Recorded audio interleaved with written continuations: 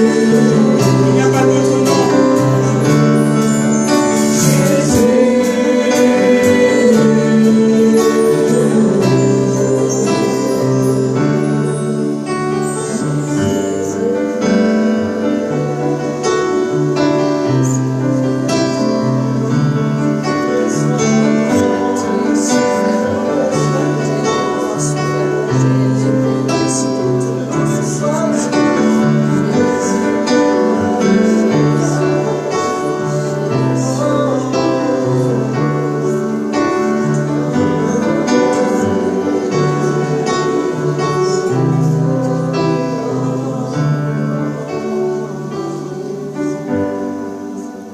Oui, Seigneur Jésus, sois le bienvenu au milieu de nous cet après-midi. Nous voulons te consacrer roi. Nous voulons dire que tu es le roi, Seigneur, au milieu de nous. Nous t'accueillons tel le roi des rois. Oh Jésus, il n'y a personne d'autre que toi. Merci Seigneur, parce que tu sièges au milieu de louange de ton peuple. Reçois toute la louange, toute l'adoration. Dans le nom de Jésus. Amen. Amen. Ok. J'invite notre ami Luc à poursuivre.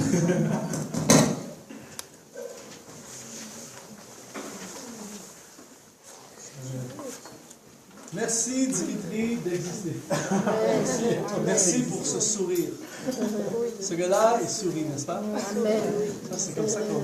C'est génial, ça. Vous savez, tu as le choix entre un conducteur de louange qui sourit comme ça ou un autre comme ça. C'est mieux ça. Merci d'exister. Ah, c'est la vie, c'est le jour. Eh bien, nous entrons maintenant dans la zone dangereuse, la période de la sieste. Serrez le bras de la personne à côté de vous et dites que je t'interdis de t'endormir. Je l'ai sur toi.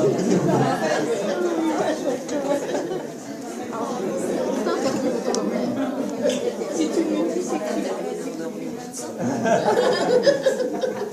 j'ai fait pas. Alors, nous allons maintenant, l'après-midi, en fait, j'ai 3 sujets, je ne crois pas être capable d'y arriver, j'en vais voir. Mais le premier sujet que j'aimerais parler avec vous, c'est le sujet de l'ascension. Dans le sens où je veux parler de David, le roi David, qui pour moi est le plus grand compositeur de louanges qui existe. Avec les psaumes, c'est dur de faire mieux que ça. Compositeur de louanges, musicien extraordinaire, qui est passé de rien à tout. Et David a été probablement le plus grand roi de l'histoire d'Israël. Et tout ça, il a commencé en étant un berger musicien, avec un CV contenant absolument rien dedans. Et le gars va devenir une légende. Et pour moi, c'est un modèle extraordinaire d'ascension, qui me fait croire que tout le monde ici peut... En fait, moi, ce qui m'intéresse beaucoup chez les gens, c'est pas ce que nous sommes en ce moment, mais c'est le potentiel de ce que nous pouvons devenir. Amen. Et Dieu vous regarde là où vous êtes, il me regarde là où je suis.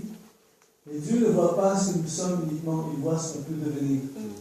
Et en Dieu, il n'y a pas de limite jusqu'où on peut monter et ce qu'on peut devenir. Ne vous limitez jamais à vos propres limites. Je vais dire quelque chose de très très bon. Ne vous limitez jamais à vos propres limites. Dieu est illimité. Et David, ce qui est très intéressant, on va plonger dans les leçons de David. Ce qui est très intéressant, c'est que David n'est pas que musicien.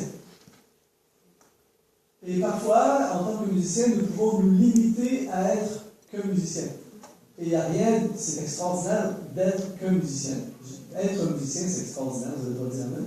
C'est super être musicien. Mais attention, il y a peut-être plus qu'un musicien en vous. Et en fait, David aurait pu être un harpiste, c'est un genre de harpe, il aurait pu passer sa vie à jouer de la harpe, et ça aurait été très bien. Mais il aurait manqué quelque chose d'énorme, parce qu'il y avait beaucoup plus qu'un musicien en lui. Et c'est ce que je veux regarder avec vous cet après-midi. J'aimerais regarder avec vous quels sont les éléments dans la vie de David qui ont fait en sorte qu'il est devenu tout ce que Dieu voulait qu'il devienne. Et moi, ce qui m'intéresse, c'est que vous puissiez devenir tout ce que Dieu veut que vous deveniez. Et moi, je veux devenir tout ce que Dieu a pour moi. Je ne veux pas manquer, je ne veux pas offrir à cette planète, offrir seulement une partie de ce que Dieu avait pour moi. J'aimerais être capable de tout devenir ce que Dieu a pour moi. Et David, il y avait beaucoup plus qu'un harpiste. Et vous devez comprendre que c'est une ascension fulgurante parce que son premier public à David, c'est des brebis. C'est un harpiste pour des brebis. C'est fort quand même. Et il faut comprendre que pour devenir roi à l'époque, c'est de père en fils. Il y avait déjà un fils de roi Saül, qui est le roi d'époque, il y avait un fils qui s'appelait Jonathan. C'est lui qui doit devenir roi. Tu ne peux pas appliquer pour devenir roi, tu ne peux pas faire un beau CV, puis voilà, je vais être roi. Tu ne peux pas faire de campagne politique pour être roi. C'est de père en fils. Donc, comment un harpiste dont le public sont des brebis peut devenir le plus grand roi de l'histoire d'Israël? C'est quand même génial. Et ça, c'est pour nous dire tout ce qu'on peut devenir en Dieu. Et ce qu'on peut devenir en Dieu n'est pas limité à ce que nos yeux voient. À un plan humain. Moi, j'aimerais vous proposer pour votre vie un plan divin. Il y a des plans humains qui sont des très très bons plans, mais il n'y a rien qui peut se comparer au plan divin. Et le plan divin, ce qui est extraordinaire, c'est que le plan divin transcende les circonstances. Le plan divin va au-delà des obstacles. Et le plan divin n'est pas limité à nos réalités. C'est 3 bonnes phrases que je dis. Je ne suis pas si mal dans le programme pour cette période de la journée, c'est quand même cool. Alors, et en fait, c'est une musique que je vais regarder l'éveiller. Alors, on va regarder ensemble au modèle de David, on va regarder ensemble à 8 leçons de la vie de David qui font en sorte que si vous suivez ce plan pour votre vie, je vous garantis une ascension fulgurante dans votre vie, dans votre ministère de louange, dans votre ministère de musique, dans ce que Dieu vous a confié et dans votre ministère, au-delà même de votre ministère de musique. Parce que comme je l'ai expliqué ce matin, les guerriers invisibles se servent de la musique pour accomplir leur ministère. Je ne suis pas un musicien, je n'arrêterai pas de le répéter, je ne suis pas un musicien, je me sers de la musique pour accomplir mon ministère. J'ai un ministère à accomplir et une partie de mon ministère implique la musique. Vous avez un ministère à accomplir et à réaliser, et la majorité d'entre vous, si vous êtes ici aujourd'hui, c'est parce que la musique fait partie de votre vie, et la musique est le moyen ou l'un des moyens.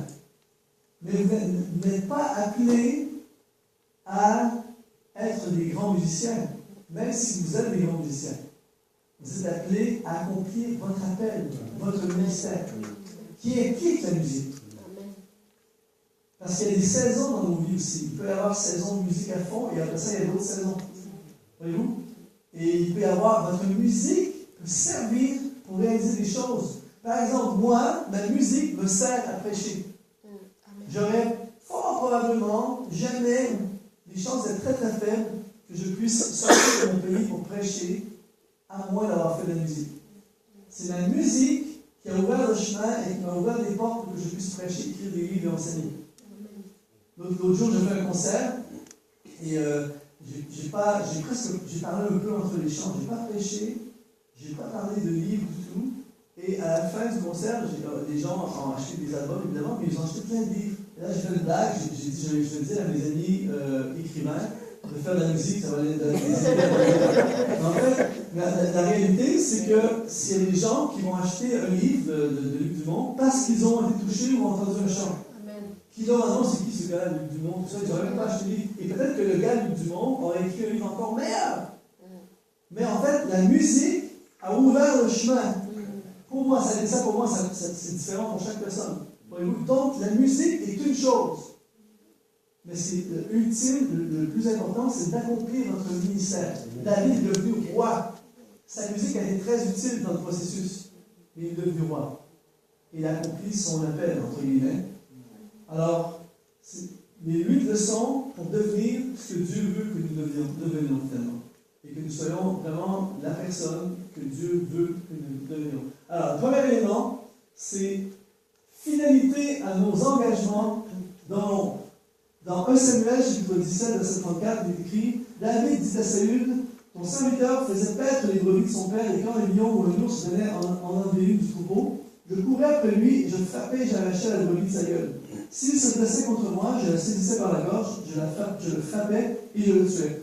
C'est ainsi que ton serviteur a terrassé le lion et l'ours. Hyper intéressant. David est responsable de troupeau. J'ai fait une étude récemment sur le berger, psaume 23, tout ça, c'est fascinant. Une autre fois, quand tu vas m'inviter, je peux en parler. J'ai comme 10 messages déjà depuis ce matin, je fais de la pub pour 10 autres messages. Mais le concept du berger, en fait, le berger, à l'époque, passait, dans certaines saisons, pendant l'été, il passait 24 heures sur 24 avec le troupeau parce qu'il devait les amener à l'écart pour nourrir le troupeau. Il ne pouvait pas revenir le soir, donc il dormait, il passait des heures, 24 sur 24 avec le troupeau. Et il y avait des attaques, parfois, sur le troupeau. Là, au moment où David prononce ces paroles, il est devant Goliath. En fait, Goliath menace, personne ne veut aller se battre. Et là, tout à coup, David fait face à l'un des plus grands défis de sa vie. En fait, là, il y a un autre message juste là. Goliath a été l'ouverture, la porte de la destinée de David. Amen. David et Goliath. Vous connaissez ça, l'expression David, tout le monde connaît ça. David et Goliath. Et j'ai un message sur David et Goliath. David et Goliath dans une dimension pas souvent entendue. En fait, c'est Goliath qui aurait dû avoir peur de David. Dans le message que je prêcherai un jour, c'est Goliath qui aurait dû être dit. Goliath avait moins de chance que David. Ça, c'est un autre message. Et tout ça pour vous dire, ça me dit que c'était la porte de la destinée de David. Un problème a été la porte de la destinée de David. Goliath est un problème. Il paralyse le peuple pendant 40 jours. Il menace le peuple. Et il faut comprendre que les gens, c'est pas parce qu'il n'y avait pas de bons soldats qui se battent contre Goliath. Ce qu'il faut comprendre, c'est qu'à l'époque, au lieu de faire des combats sanglants, un peuple contre un autre peuple, des fois ils envoyaient 2 gars se battre à la place, et le perdant, le gagnant, remportait pour son peuple. Donc c'est beaucoup plus simple. Alors tu ne veux pas être le gars qui va faire perdre son peuple dans l'histoire. Dimitri est le gars, tu sais, je ne sais pas, 200 ans plus tard, il y a sa photo, et puis c'est à cause de lui qu'on est esclave maintenant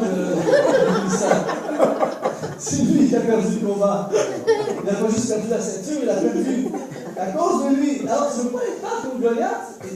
Moi, je crois que c'est une des raisons fondamentales pourquoi les gens ne voulaient pas. Il y a 40 jours, personne ne veut y aller. Même Saül ne veut pas être le roi qui a perdu. Alors, il gagne du temps. Et là, David lui arrive. Et puis, allez, il n'y a aucune crainte, aucune peur. Il est prêt à affronter Goliath. Et en fait, ça va être un problème. C'est ça l'autre message. C'est qu'un problème va devenir une porte de destinée. Attention, vos problèmes, nos problèmes, qu'on veut fuir, souvent, si on ne les fuit pas et on y fait face avec la puissance et la grâce de Dieu, vont nous ouvrir la porte vers nous, là où on doit aller. En fait, la vie, c'est une route, la route de la destinée. Mais sur la route de la destinée, il y a un problème. Beaucoup de gens arrêtent, ils font des tours. Mais si tu es prêt à affronter le problème, et à triompher de ton problème, parce qu'avec Dieu on va triompher. Amen. De l'autre côté, c'est ta destinée. Amen. Il y a beaucoup de gens qui sont jamais dans ce que Dieu veut parce qu'ils bloquent là. Mais David est capable d'affronter Goliath, contrairement à tous les autres, parce qu'il a déjà été fidèle à des engagements dans l'ombre. Quand il est plus jeune, quand je ne sais pas combien de temps auparavant ça s'est passé, mais alors qu'il est berger et qu'il doit affronter un lion et un ours. Là, il n'y a pas de public, il n'y a pas de spectateurs, il n'y a pas personne qui vont faire une photo Snapchat ou une photo Facebook. Alors, vous savez, je ne sais pas si vous êtes déjà arrivé, il y a des trucs des fois dans ta vie que tu dis, est-ce que ça vaut l'effort? Le pire qui peut arriver, c'est une brebis de moins. Et David aurait pu trafiquer l'inventaire. Papa, il n'y avait pas 30 brebis, il y en avait 29 au départ. Ou il aurait pu faire comme beaucoup de gens, trouver des excuses. Ah, mais finalement, j'ai pas vu l'ours, c'est trop dangereux, etc., etc. Et puis, personne n'a. Ça va, l'ours, c'est dangereux, donc c'est dommage, on a perdu une brebis. Mais David est fidèle dans quelque chose de simple, dans quelque chose du quotidien, et surtout dans quelque chose où personne ne le voit. Et lui, il ne sait pas, ce matin-là, cette nuit-là, quand il tue le lion et l'ours, et c'est pas facile. Il s'est battu, je ne sais pas comment il a fait ça, mais il a tué un lion et un ours pour sauver une brebis. qui va pas être un meilleur public à cette musique. En faisant ça, il se prépare à Goliath. Et tu ne peux pas triompher de Goliath à moins d'avoir triomphé du lion ou de l'ours. Et il y a plein de gens qui veulent la grande victoire contre Goliath. Et combien sont prêts à tuer le lion et l'ours? Beaucoup de musiciens veulent jouer au stade. Beaucoup de musiciens veulent jouer sur l'album. Beaucoup de musiciens veulent jouer sur le gros projet, le gros événement, le grand rassemblement. Beaucoup de musiciens veulent avoir une photo sur l'album, tout ça. Et combien sont prêts à aller jouer dans un groupe maison où il y a 3 personnes? Combien sont prêts à jouer dans un groupe de prière? Combien sont prêts à faire 2 heures de route pour une petite cellule de prière? Combien sont prêts à faire ces choses-là? Il y en a beaucoup qui ne sont pas disponibles quand il y a le temps de tuer le lion et l'ours. Fidélité dans l'ombre. En fait, tout ce qu'on fait compte. Amen. Ça, c'est fort, cette pensée. Tout ce que l'on fait ou on ne fait pas compte. Et quand tu vois quelqu'un qui arrive à quelque chose dans ses vies, qui accomplit quelque chose dans ses vies, on ne voit que le produit final. Mais tu ne te retrouves pas là par hasard. Tu ne te retrouves pas là parce que je connais personne, moi, qui se réveille un matin. Oh, un doctorat universitaire, c'est génial! Il y a 8 ans, il y a 7 ans, pendant que tes amis allaient au pub, allaient au resto, allaient au cinéma, toi tu étais assis devant ton ordinateur tout seul chez toi, dans un appartement minable parce que tu n'avais pas d'argent, parce que tout ton argent allait pour payer des études, et tout seul, et pendant que tes amis font de l'argent, pendant que tes amis sont en train de s'amuser, toi tu es assis devant ton écran d'ordinateur, tu bosses. Personne, à la fin de la soirée, quand tu as passé 4 heures devant ton ordinateur, dans un petit appartement minable, il n'y a personne qui dit ouais, bravo! Tu es tout seul, il n'y a pas d'effet, tu te couches, il n'y a rien qui change le lendemain. Tu vois? 10 ans plus tard, 8 ans plus tard, doctorat. Là, tout le monde dit ah, je veux un doctorat, moi aussi, c'est le chouchou de Dieu. C'est pas le chouchou de Dieu, c'est quelqu'un qui a bossé, qui a tué beaucoup de lions et beaucoup d'ours. Et c'est la même chose dans notre service pour Dieu. Alors, ce matin, ce soir, cet après-midi, tout compte. Et ce que tu fais avec excellence aujourd'hui, même si personne ne te voit pas, ça compte dans le compte de Dieu. Et c'est une succession de lions et d'ours qui te mène à Goliath. Et quand tu arrives devant Goliath, parce que si tu n'as pas tué un lion et un ours, tu arrives devant ce géant, tu es terrifié et selon les autres, tu fais demi-tour. Mais si tu as déjà tué un lion et un ours, tu as déjà fait ça. Quand tu arrives devant Goliath, tu sais qu'est-ce qu'il faut faire. Moi, je me souviens, vous n'avez pas idée le nombre de fois que j'ai joué avec la guitare devant des petits groupes dans des maisons, dans des groupes de prière. La première fois que j'ai joué la guitare, c'est un groupe en fait, c'était un cours. Il y avait un cours à l'église, il y avait plusieurs petits groupes.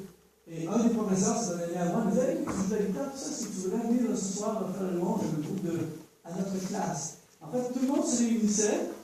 On était, je ne sais pas, moi, 60 personnes, tout ça. Et là, après ça, ils séparaient les gens des classes, selon le cours. Et là, moi, je me retrouve avec mon ami, dans son cours, il y a 3 étudiants. Lui, il enseigne à 3 étudiants. Et moi, j'ai la guitare, et je conduis la louange pour 4 personnes. Et on a eu, et là, c'est la première fois, je m'étais préparé, tout ça. On a eu un super temps de louange. Et là, il m'a demandé, il m'a dit, écoute, est-ce que tu pourrais, pour toute la section, venir conduire la louange? Et là, je me dis, non, je ne sais pas, pendant 3 mois, je vais aller à tous les mardis soirs conduire la louange à 3 ou 4 personnes. Et après ça, vous n'avez pas idée le nombre de fois dans des groupes de maison, dans des groupes de prière, dans toutes sortes d'endroits, dans des bleds, tout ça. Et moi, je ne sais pas comment je fais ça. Mais à un moment donné, je me suis retrouvé, il y a peut-être 2 ans, je me suis retrouvé, parce que vous savez, jouer tout seul avec la guitare et jouer avec un groupe de musiciens, c'est pas la même chose. Et quand on est tout seul avec la guitare, il y a beaucoup plus de pression, entre guillemets, parce qu'il y a que toi avec la guitare.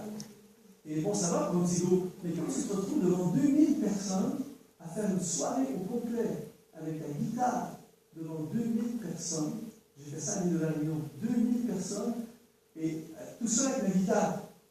Et là, quand le moment est venu, je me dis, wow, là, c'est C'est long, là, une soirée avec 2000 personnes. Et juste une guitare, c'est bien, il y a un solo de guitare, il y a le piano, il y a d'autres choristes, tout ça là, c'est que moi!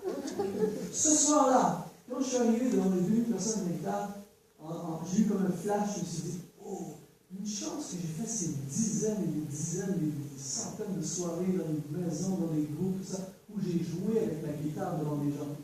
J'aurais pas voulu commencer devant 2000 personnes avec la guitare. Je me serais effondré là. Voyez-vous?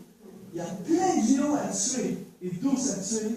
Et c'est ça qui nous prépare à aller vers là où on doit aller. Tout compte. Tout compte. Il n'y a rien qu'on fait qui ne compte pas. Et c'est pour ça que quelqu'un qui a cette perspective-là, qui est fidèle dans ses engagements, quand personne ne le voit. La réalité, c'est que la plupart du temps, les personnes nous voient. La majorité des trucs qu'on fait, il n'y a personne qui nous voit. Voyez-vous? Et c'est ça qui compte. C'est ça qui fait la différence. En ce moment, il y a juste vous qui me voyez ici, dans cette salle. Mais je n'ai pas tous les endroits où je vais qui me voient en ce moment en train de faire ça. Voyez-vous? Et ce que je fais aujourd'hui compte.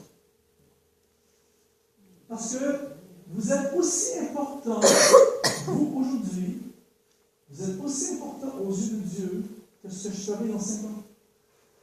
Et par exemple, ce soir, aujourd'hui, je suis avec le groupe qui est ici, mais disons que je le transporte dans un mois et je suis j'enseigne sur le ministère de la musique, par exemple, dans une salle où il y a 500 personnes, disons que ça.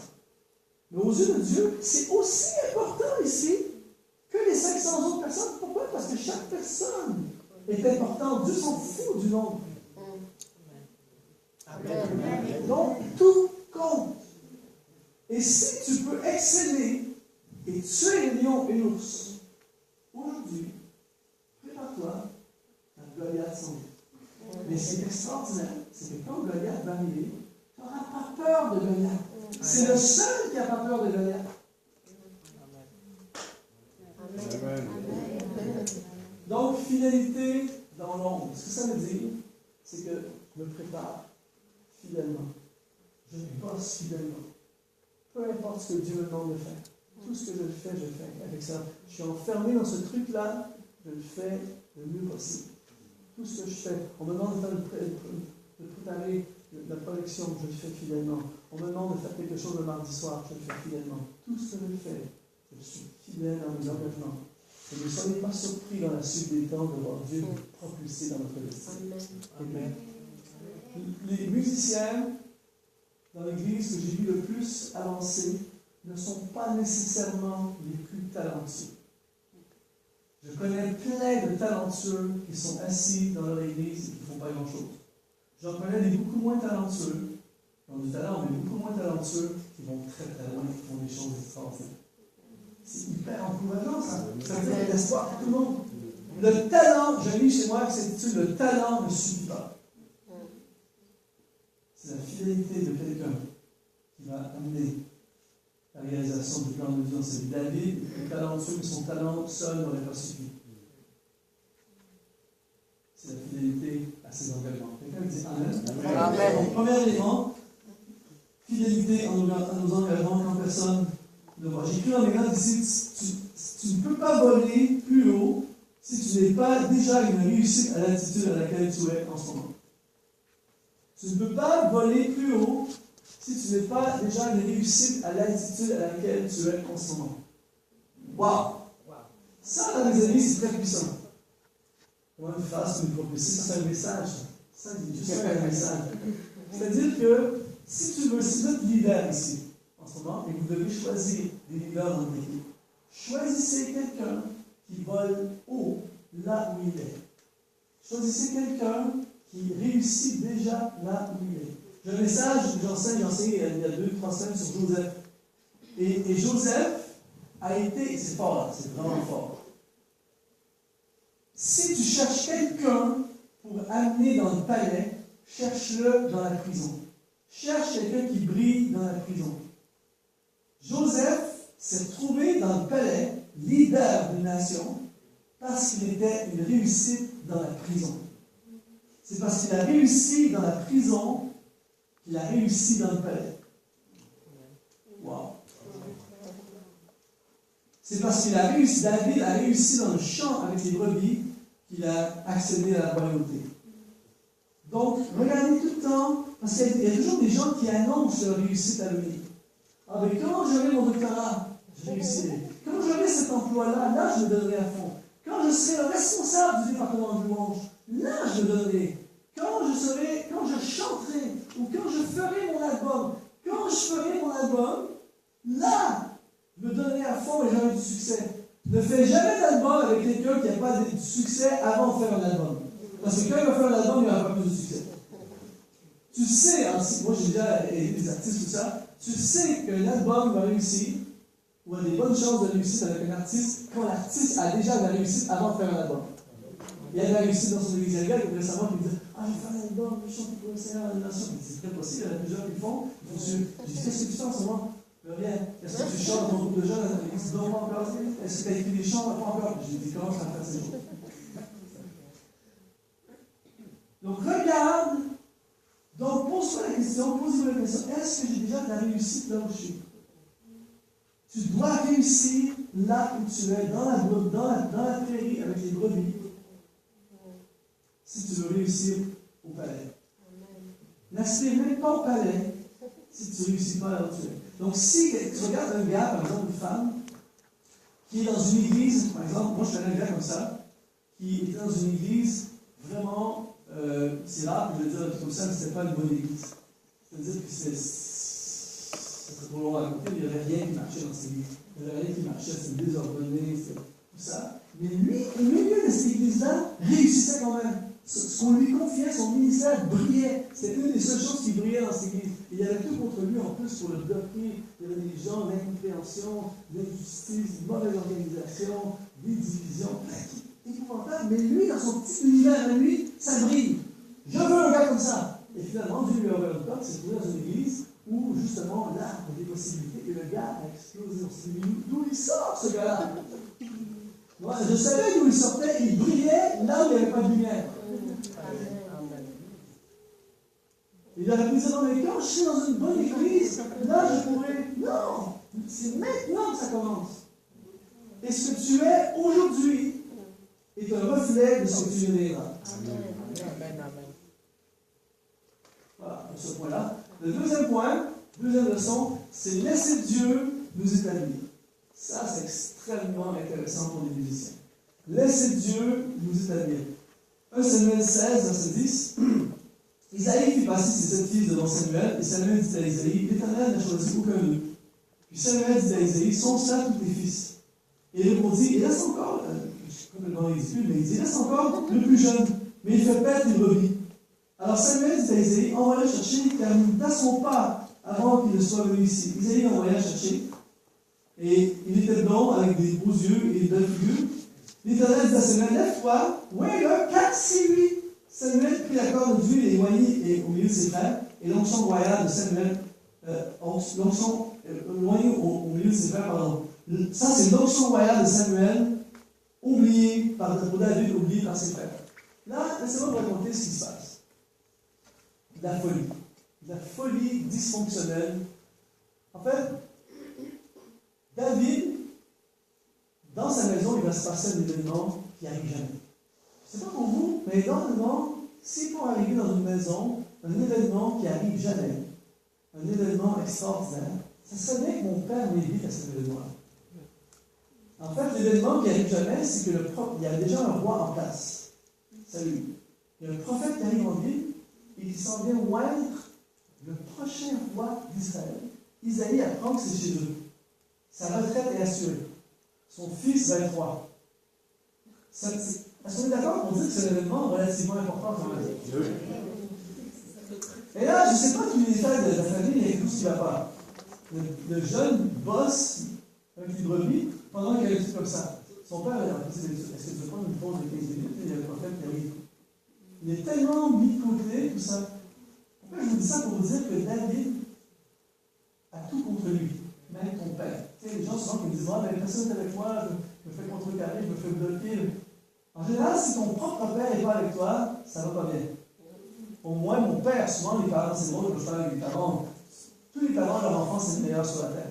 Mon fils, c'est le meilleur, mon fils, c'est le meilleur, mon fils. Tous les parents, c'est comme ça. C'est bien. Lui, son père l'oublie. Et là, elle scène.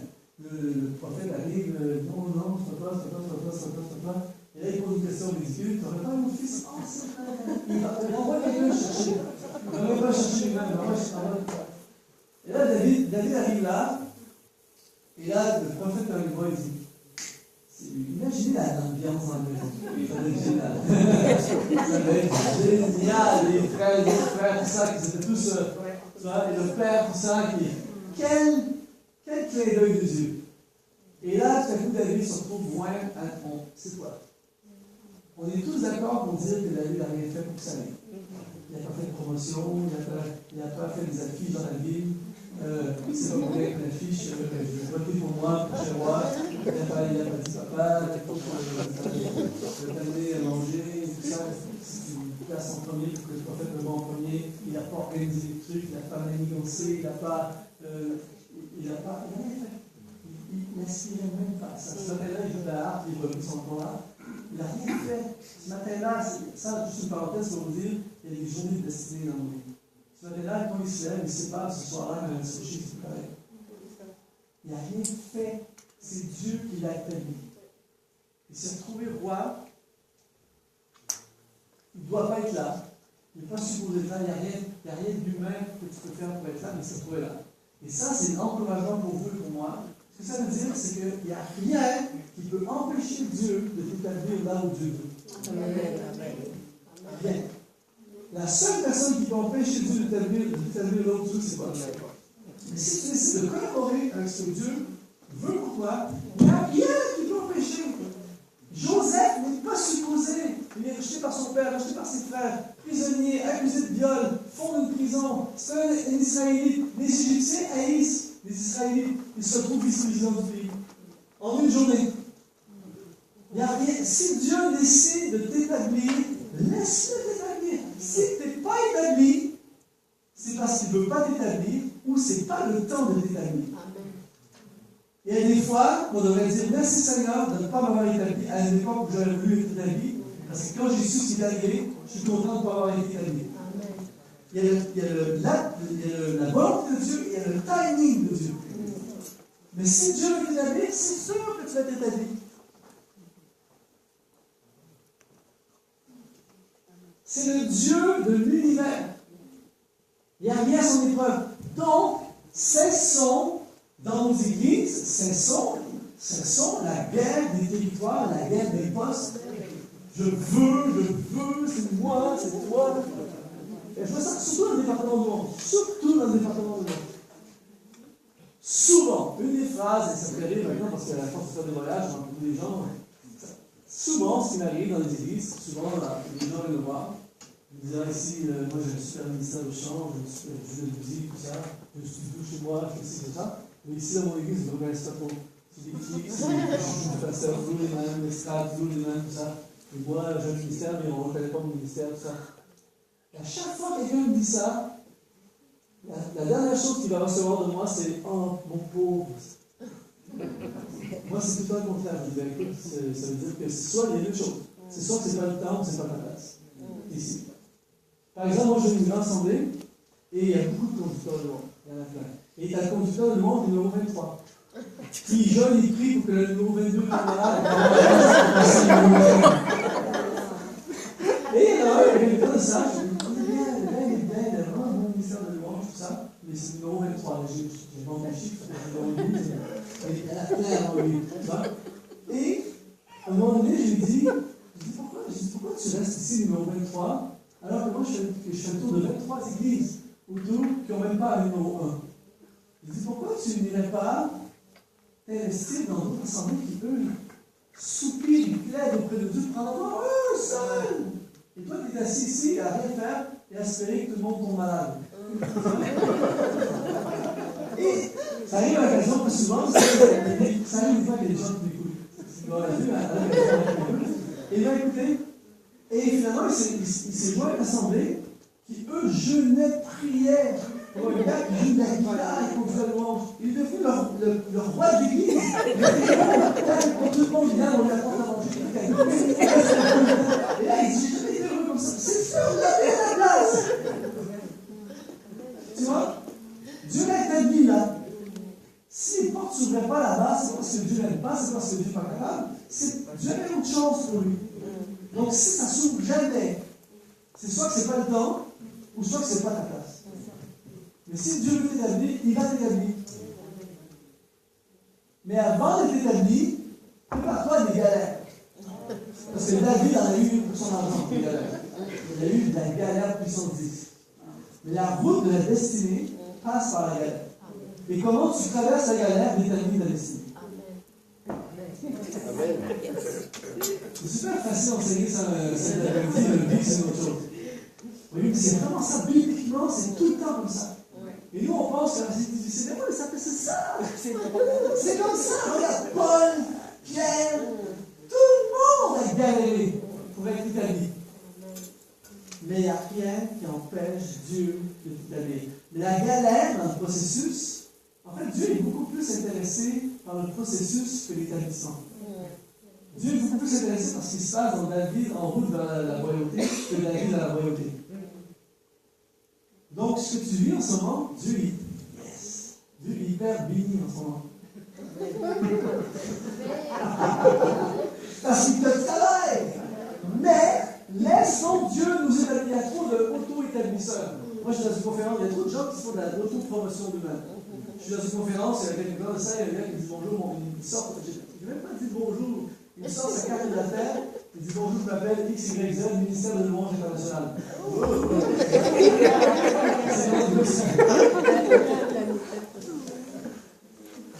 Il ne va pas lâcher dans le conflit aussi. Je vais au Canada, j'aime Dieu, mais Dieu m'a dit que j'irai au Canada. Voilà, Dieu, si Dieu te l'a dit. Mais est-ce que tu as des contacts? Est-ce que tu ne lâches pas? Ce qui se passe, c'est que tu fais ça, moi je vais l'aider. Parce que ce n'est pas comme ça que Dieu fonctionne. C'est pas comme ça que Dieu fonctionne. Tu n'as pas besoin d'harceler. Tu envoies ton CD au pasteur. Oui, bonjour, je suis disponible pour faire des tournées. J'aimerais bonjour à m'assembler. Et là, après envoyer le CD, le lendemain, il envoie une lettre disant est-ce que vous avez bien reçu le CD? Et le jour plus tard, il écrit est-ce que vous avez bien écouté le CD? Le chant numéro 3, les gens de ça. Et comme ça, je suis disponible le 12, le 18, le 24. Du harcèlement. Et en général, ça ne vous frappe pas. Et le problème, c'est que des fois, ça nous. Le pire qui peut t'arriver quand tu fais un truc comme ça, c'est que la porte s'ouvre. C'est mieux que la porte s'ouvre pas. Parce que quand la porte s'ouvre, c'est parce qu'il y a. On va le prendre. Et quand tu arrives à cet endroit-là, tu es maltraité, tu n'es pas bien accueilli, ça ne marche pas, et tu n'étais pas. Dieu t'a pas mis là, c'est toi qui s'est placé là. Et on peut réussir par notre propre face à se placer à des endroits. C'est la galère épouvantable. Laisse Dieu t'établir. Il n'y a rien de mieux qu'un pasteur de tel qui appelle Dimitri, écoute, je suis pasteur XYZ, j'ai écouté ton album, j'ai été super touché par le chant numéro 3. Vraiment, ça l'avait fait dans le temps de nous, j'avais besoin de tout ça, et je crois vraiment que notre assemblée a besoin de ton ministère. Est-ce que tu as des dates qui sont prêtes à te recevoir? On aimerait tellement s'honorer de te recevoir, faire une soirée de louange, former nos musiciens, tout ça, c'est disponible. Ça, c'est glorieux. Amen. Ça, c'est les choses de Dieu. Laissez Dieu vous établir. Moi, j'ai des amis, c'est un pianiste extraordinaire, virtuose. Il déménage à cause de son travail, il se retrouve dans une autre région. Il arrive dans une église où il y a un pianiste vraiment très faible. En fait, il joue du piano parce qu'il n'y a personne d'autre, tout ça. Et vous savez, il y a des gens de pianistes qui jouent, mais quand ils jouent, il y a un livre qui montre comment placer tes doigts quand tu joues, tu vois. Vraiment épouvantable, il y a la transposition à fond, tu vois. Et il joue en do tout le temps, mais il appuie sur le bouton, ça change la tonalité, il joue tout le temps en do. C'est vraiment, pour ceux qui jouent du piano, vous comprenez ce que je veux dire, les autres ne comprennent pas. Et puis, lui, il est assis dans la salle, le gars, c'est un virtuose. Et tu as ce gars-là qui joue pour dépanner et tout ça. Et lui, il aurait pu aller voir la pasteur, m'écouter ce gars-là, moi je peux le remplacer, tu vois. Mais il est tellement convaincu dans son cœur qu'il faut que ce soit Dieu. Il veut que ce soit Dieu qui le place. Il attend. Et les mois passent. Et il y a ce gars-là dans la salle et sa galère devant. Il y a une funéraille qui arrive. Il va à la funéraille. Et là, il y a un moment, un malaise épouvantable, juste avant au début du service. Le pasteur prend le micro, genre de truc, il a rejoint à l'église du funéraille. Le pasteur prend le micro et dit désolé, avant que nous commencions, y aurait-il un pianiste dans la salle? Vous savez, comme on est dans la rue, y aurait-il un médecin dans la rue? Y aurait-il un pianiste dans la rue? Ouais, y a-t-il un pilote dans cette avion? Venez nous voir le plan. Et là, lui attend, il y a personne qui sait, il s'en va, son cœur va, on demande, pianiste comme c'est.